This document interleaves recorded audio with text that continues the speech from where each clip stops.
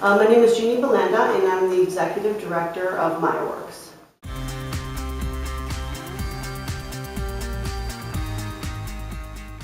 I have a Master's in Nonprofit Management and an MBA, and so this was a perfect opportunity for me to use those skills to come together back in the international sector. And so for me, and also to be working in fair trade, which was something that I always tried to do in my personal life, was to buy fair trade.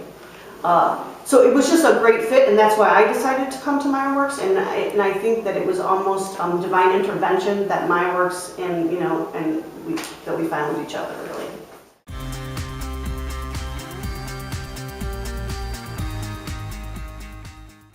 Mayaworks follows certain principles in order to be a fair trade business, and those principles, there are generally 10 principles considered to be a fair trade model, and you can find those on the Fair Trade Federation website. They'll list those.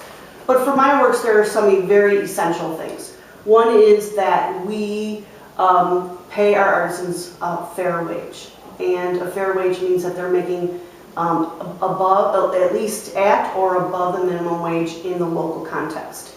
Also, they're setting their prices, and so, for instance, I've just gotten some products back with some prices, and this is what the artisan said this was going to be based on what the fair wage and how many hours they put it into it and the components and all the things that go into figuring out per piece price. And then I take a look at it and I say, well, I think I can sell it for this, or I don't think I'm going to be able to sell it. How can we tweak this product in order so I can get it at a price point that I'll be able to sell it? But always very conscientious that the artisan is getting a fair price for the product.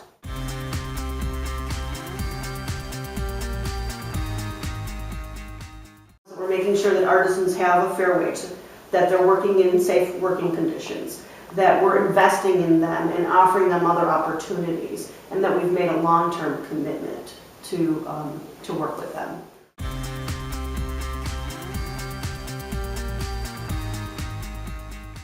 In addition to paying a fair price, we're also making sure that the artisans are working under fair working conditions, which for our artisans generally means that they want to work from home because they can take care of the elderly, their elderly relatives, they can take care of children, they can be there to make meals for the family.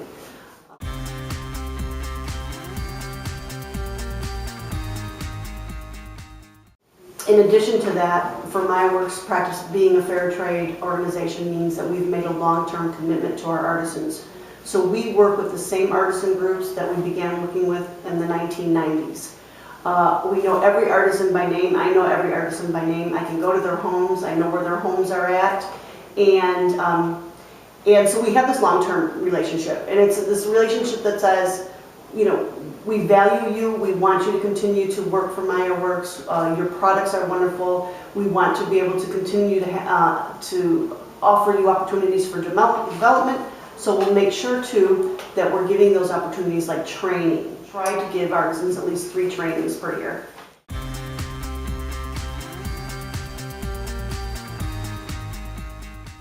In addition to that, we give our artisans opportunities to go to classes, so literacy classes.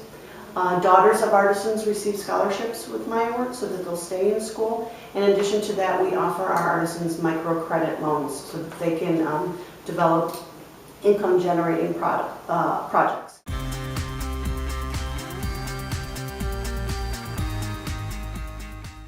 We're really invested in the artisan. That's one of the principles, that we're offering these other services, we're offering these other opportunities. We've made a long-term commitment.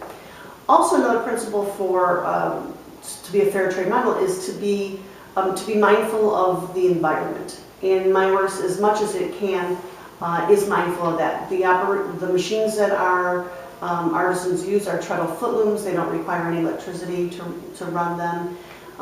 They don't require those kind of resources.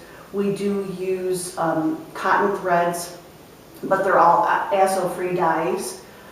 So we are as mindful as we can be of the environment too.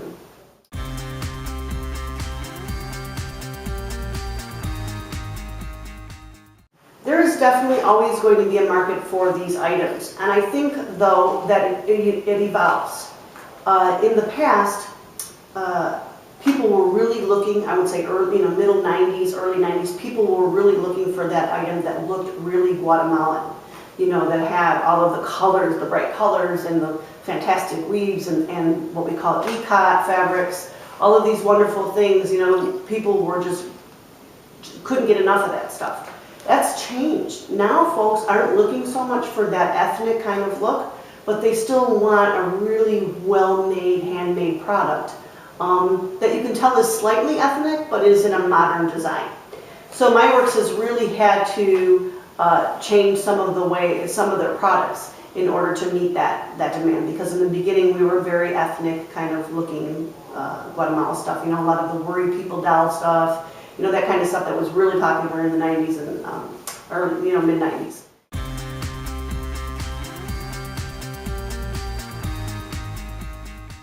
We sell yarmulkes, or kippot as they're also known as, for folks to wear to Jewish services or for whatever they use them. They use them for different reasons. And those are the skull caps, that you see wear. There's a great demand for kippot, and especially for bar and bat mitzvahs and for weddings, so people buy them in large, in bulk sizes. An average sale will be 100 kippot, an average sale for Mayaworks, that means that's $750 for us on an average sale. So those are very, very, very good sales. We also sell the Jewish prayer shawls that are called talit, and those are also more expensive, but though people are looking for fair trade talit. Mayaworks also has another niche market, and that's clerical stoles. We make stoles for the Christian community, and those stole sales are really picking up too, because we are now ranked pretty high on clerical stoles on Google. So we're like number 3. So now we're starting to get a lot of good sales coming from that.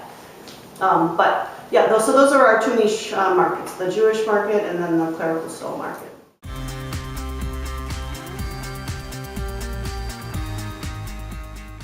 What makes this work for us, being able to work in the Jewish community and having success in our niche market, is because fair trade and Jewish values are spot on. They really, really work very well together. There's this thought in the Jewish community of a mitzvah, of a good deed. And to buy something, to buy a product that is fair trade, that is giving women an opportunity to earn an income, is one of the highest forms of mitzvah in Jewish values. So it is a perfect mix for us, and it's incredible how this story came about and how we started to make these products. We had Mayaworks takes a group of people to Guatemala every year, so that our donors and people who buy from us can see what we're doing, to see our work. And on one tour, there was a Jewish woman, Becky Berman, and she saw that our women were crocheting hacky sacks. And she said, if your artisans can crochet hacky sacks, they can also crochet yarmulkes for the Jewish community, and there's a high demand for it. And so after several months of training, getting the women to understand how to shape the yarmulke so that it fits nicely on the head, we were in business, and we've been selling them like crazy. And every day I get calls from people who want to buy them for their child's bar, bat mitzvah, or for their wedding. They're pricey though, so not everybody can buy our yarmulkes, but they want to. I mean, they really see that it's a great fit.